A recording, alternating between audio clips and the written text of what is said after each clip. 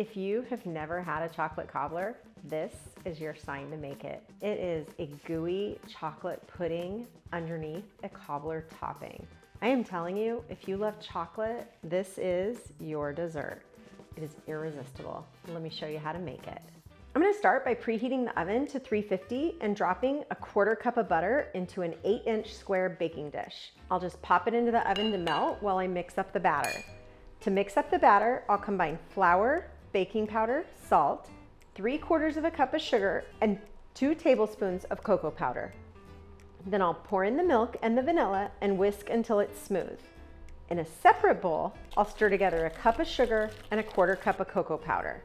This is going to be the layer that turns into the chocolate sauce underneath the cobbler topping.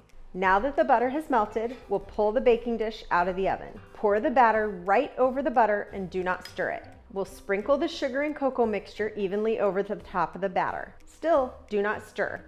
Here's the surprising part. Slowly pour a 1.5 cups of boiling water over everything. It's gonna look like a mess.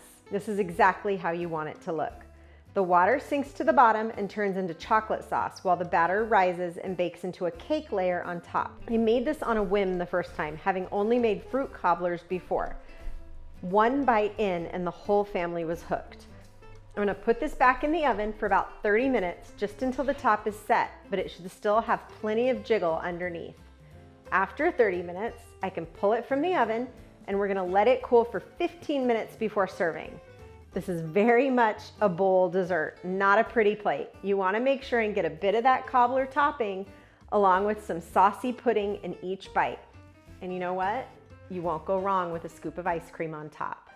Now it's your turn.